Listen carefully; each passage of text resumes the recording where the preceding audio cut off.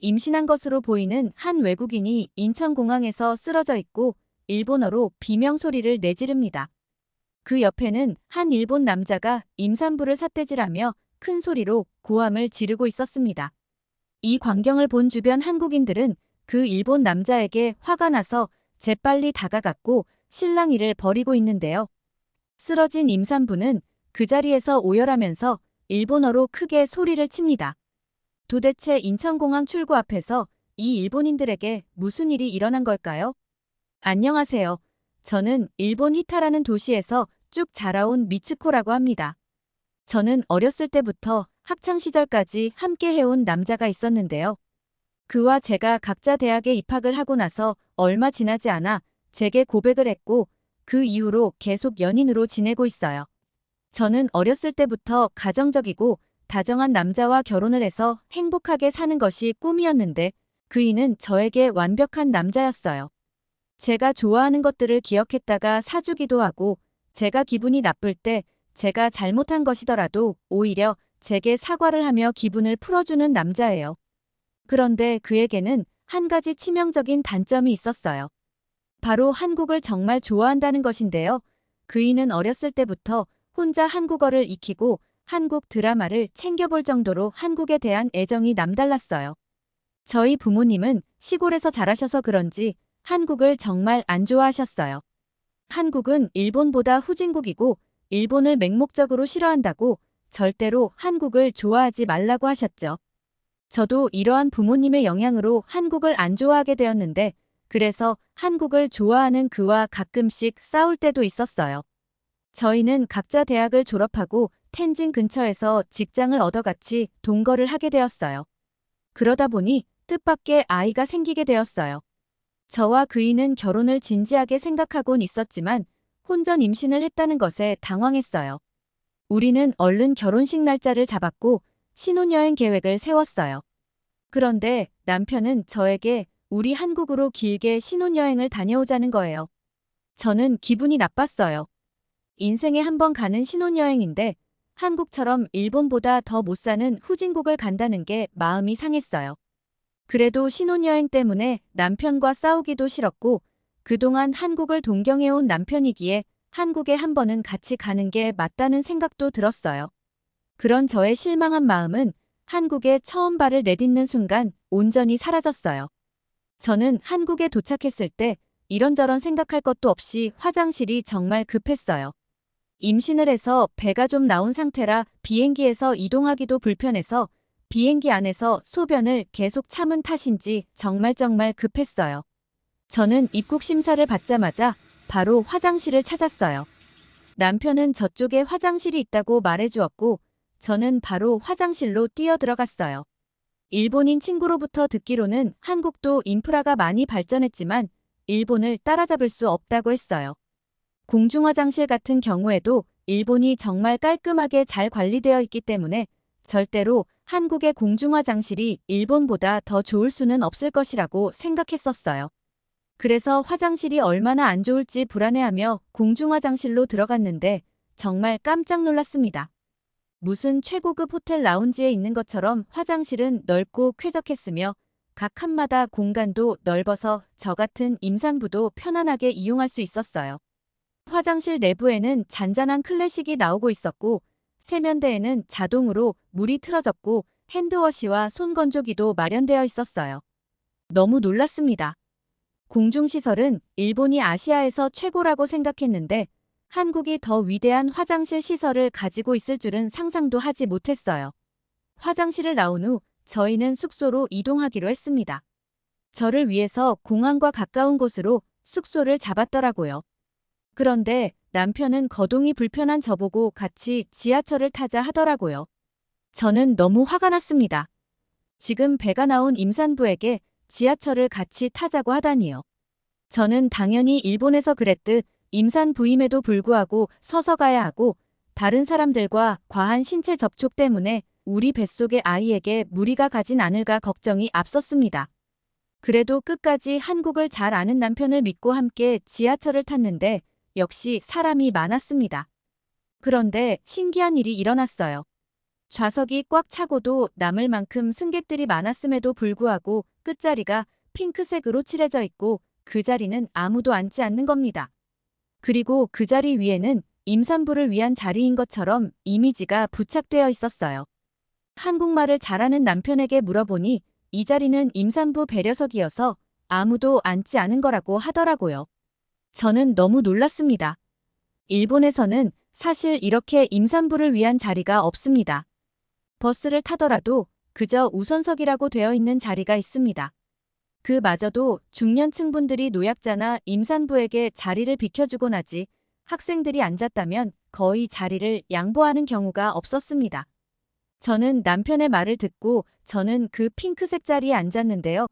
옆에 계신 아저씨께서 제게 엄지를 치켜 올리시며 한국말로 뭐라고 말씀을 하셨어요. 남편은 제게 통역을 해주었는데 그 아저씨는 저에게 힘내세요, 멋집니다 라고 말을 해주었다고 하더군요. 저도 너무 고마워서 고개를 숙이며 인사했습니다. 그런데 더 놀라운 광경이 펼쳐졌습니다.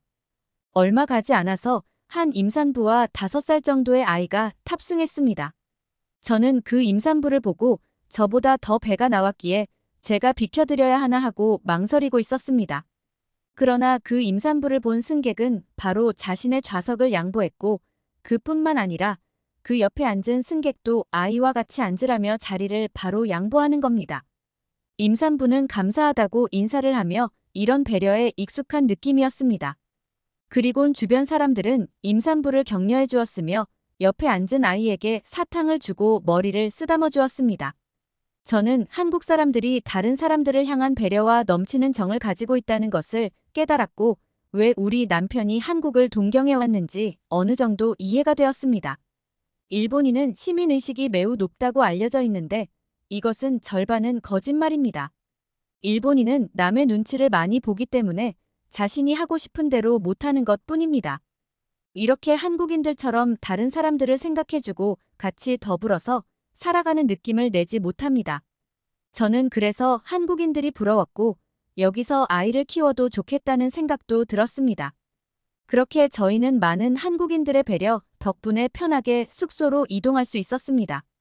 첫날은 숙소에서 보내고 둘째 날부터 본격적으로 여행을 하는데 제가 임산부였던 탓에 남편은 아침부터 렌트카를 구해왔습니다. 저희는 렌트카를 타고 여기저기 다니다가 하루를 마무리하는 초저녁 즈음에 백화점에 들렀습니다. 백화점에는 차가 굉장히 많았습니다. 차들이 빼곡히 주차되어 있었고 주차할 자리도 얼마 없었습니다. 간혹 주차 자리가 있어도 제가 차에서 타고 내리는 공간이 일반 사람보다 더 필요하기 때문에 부담이 되었습니다. 그런데 저희 남편은 창문을 내리고 주차장에 일하는 직원분과 얘기를 하더니 갑자기 차를 돌리는 것이었습니다.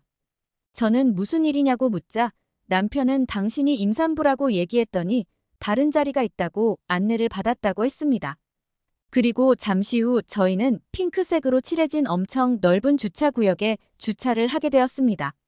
문을 열고 나오는데 배가 하나도 걸리지 않을 만큼 주차 공간은 정말 여유로웠습니다. 일본에서는 이런 임산부를 위한 배려를 찾아볼 수 없습니다.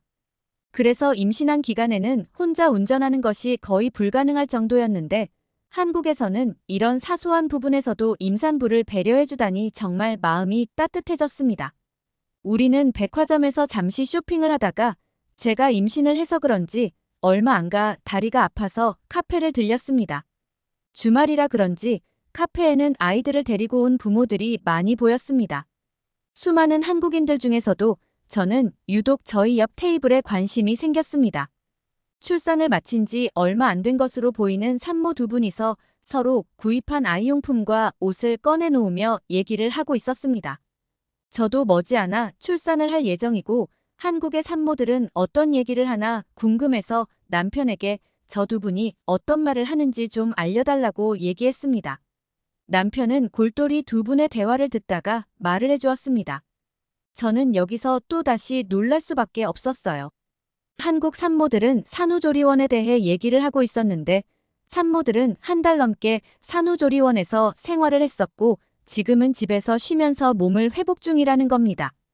일본에서는 산후조리원 시스템이 이렇게 발전하지 않았어요. 그럴 수밖에 없는 이유가 산모의 출산의 고통은 그저 여자가 책임져야 할 고통 중 하나라고만 여기는 문화가 있기 때문인데요. 일본에서는 출산을 하고 기본적으로 2달도 안 돼서 복직을 하곤 하고요. 전업주부라고 해도 산후조리원에서 일주일 정도만 쉬고 바로 집으로 돌아오는 게 보통이거든요. 그래서 그런지 일본 산모들은 출산 후유증을 겪는 경우가 많아요.